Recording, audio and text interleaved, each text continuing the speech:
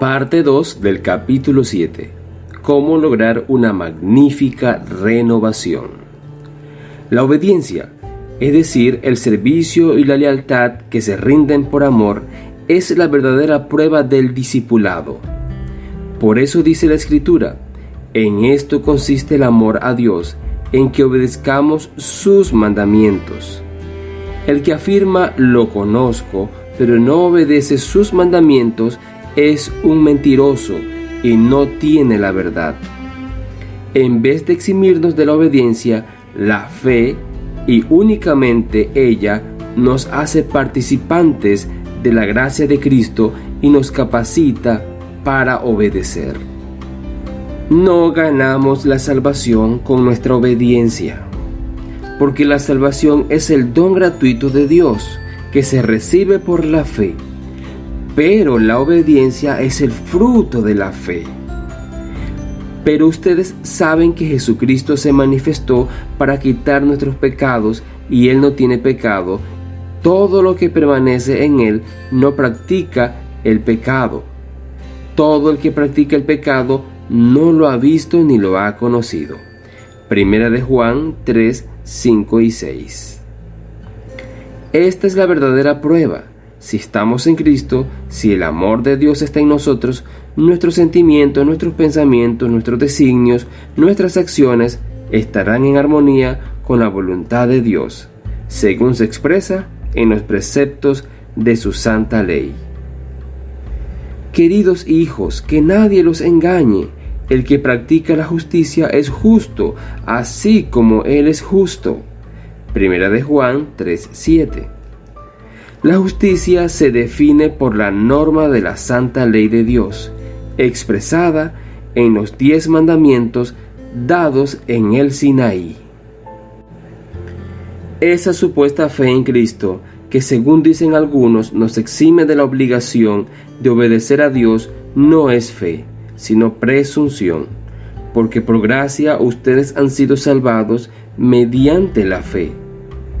Pero la fe por sí sola, si no tiene obras, está muerta.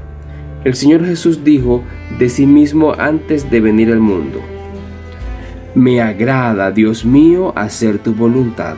Tu ley la llevo dentro de mí. Y cuando estaba por ascender de nuevo al cielo, dijo: he obedecido los mandamientos de mi Padre y permanezco en su amor. La Escritura afirma: ¿cómo sabemos si hemos llegado a conocer a Dios? Si obedecemos sus mandamientos. El que afirma que permanece en Él debe vivir como Él vivió, porque Cristo sufrió por ustedes, dándoles ejemplo para que sigan sus pasos. La condición para alcanzar la vida eterna es ahora exactamente la misma de siempre, tal cual era en el Edén antes de la caída de nuestros primeros padres: la perfecta obediencia a la ley de Dios, la perfecta justicia. Si la vida eterna se concediera con alguna condición inferior a esta, peligraría la dicha de todo el universo, abriéndole para siempre la puerta al pecado con todas sus secuelas de miseria y dolor. Antes que Adán cayera, le era posible desarrollar un carácter justo por la obediencia a la ley de Dios. Pero no lo hizo, y por causa de su caída tenemos una naturaleza pecaminosa, y no podemos hacernos justos a nosotros mismos, puesto que somos pecadores y malos. No podemos obedecer perfectamente una ley sacrosanta. No tenemos justicia propia con que cumplir lo que la ley de Dios exige. Pero Cristo nos preparó una vía de escape. Vivió en esta tierra en medio de pruebas y tentaciones, como la que nosotros tenemos que afrontar. Sin embargo, su vida fue impecable. Murió por nosotros y ahora ofrece quitar nuestros pecados y revestirnos de su justicia. Si te entregas a Él y lo aceptas como tu Salvador, por pecaminosa que haya sido tu vida, gracias a Él serás contado entre los justos. El carácter de Cristo reemplaza el tuyo y eres aceptado por Dios como si no hubieras pecado. Más aún, Cristo transforma el corazón y habita en el tuyo por la fe. Tienes que mantener esta comunión con Cristo por la fe y la sumisión continua de tu voluntad a Él. Mientras lo hagas, Él obrará en ti para que quieras y hagas conforme a su beneplácito. Así podrás decir: ya no soy yo quien vive, es Cristo quien vive en mí. Mi vida en este mundo consiste en creer en el Hijo de Dios que me amó y se entregó por mí.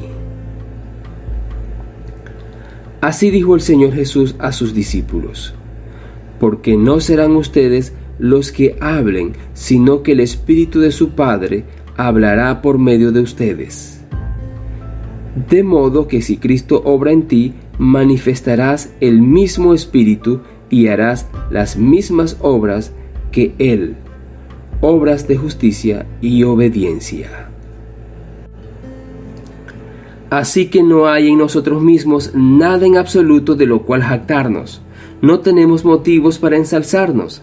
El único fundamento de nuestra esperanza es la justicia de Cristo que se nos imputa y la que produce su Espíritu obrando en nosotros y por nosotros. Cuando hablamos de la fe, hemos de tener siempre presente una distinción. Hay una clase de creencia enteramente distinta de la fe. La existencia y el poder de Dios, la verdad de su palabra, son hechos que aún Satanás y sus huestes no pueden negar en lo más íntimo de su corazón. La Escritura dice que los demonios creen y tiemblan, pero eso no es fe. Donde no solo existe una creencia en la palabra de Dios, sino que la voluntad se somete a Él, donde se le entrega el corazón y los afectos se aferran a Él, allí hay fe. Una fe que obra por el amor y purifica el alma. Mediante esa fe, el corazón se renueva conforme a la imagen de Dios. En su estado inconverso, la mentalidad pecaminosa es enemiga de Dios, pues no se somete a la ley de Dios, ni es capaz de hacerlo.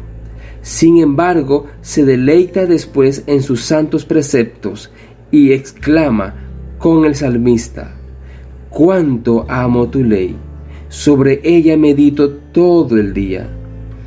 Entonces la justicia de la ley se cumple en nosotros, los que no vivimos según la naturaleza pecaminosa, sino según el Espíritu. Hay quienes han conocido el amor perdonador de Cristo y desean realmente ser hijos de Dios, pero que, conscientes de la imperfección de su carácter y de su vida defectuosa, tienen la tendencia a dudar en cuanto a si sus corazones han sido o no regenerados por el Espíritu Santo. A esas personas quiero decirles que no cedan a la desesperación. A menudo tenemos que, con lágrimas en los ojos, postrarnos a los pies de Cristo por causa de nuestras culpas y errores. Pero no hemos de desanimarnos. Aunque hayamos sido vencidos por el enemigo, no somos rechazados ni abandonados por Dios. No, Cristo está a la diestra de Dios e intercede por nosotros. Dice el discípulo amado: les escribo estas cosas para que no pequen. Pero si alguno peca, tenemos ante el Padre a un intercesor, a Jesucristo, el justo. Y no olvides lo que Jesús dijo: el Padre mismo los ama. Él desea reconciliarte con Él. Quiere ver su pureza y santidad reflejadas en ti. Y si tan solo estás dispuesto a entregarte a Él, el que comenzó tan buena obra en ustedes la irá perfeccionando hasta el día de Cristo Jesús. Ora con más fervor. Cree más implícitamente. Cuando lleguemos a desconfiar de nuestra propia fuerza, confiaremos en el poder de nuestro Redentor y alabaremos a aquel que es la alegría de nuestra vida. Cuanto más cerca estés de Jesús, más imperfecto te reconocerás, porque verás con mayor claridad tus defectos, en manifiesto y evidente contraste con su perfecta naturaleza. Esta es una señal cierta de que los engaños de Satanás han perdido su poder y de que el Espíritu de Dios te está despertando. No puede existir amor profundo hacia el Señor Jesús en el corazón que no se percata su propia perversidad. El alma transformada por la gracia de Cristo admirará el divino carácter de Él. Pero cuando no vemos nuestra propia deformidad moral, damos prueba inequívoca de que no hemos vislumbrado la belleza y excelencia de Cristo. Cuanto menos cosas dignas de estima veamos en nosotros, más encontraremos que apreciar en la pureza y el amor infinitos de nuestro Salvador. La percepción de nuestra pecaminosidad nos impulsará hacia aquel que puede perdonarnos. Y cuando nos demos cuenta de nuestra incapacidad al aferrarnos a Cristo, Él se nos manifestará con poder. Cuanto más nos impulse hacia Él y hacia la palabra de Dios el sentimiento de nuestra necesidad, tanto más elevada visión tendremos del carácter de nuestro Redentor y con mayor plenitud reflejaremos su imagen. Gracias por escuchar este audiolibro. No olvides dar clic en me gusta. Suscríbete si aún no lo has hecho. Y lo más importante, comparte este episodio con un amigo. Hasta la próxima.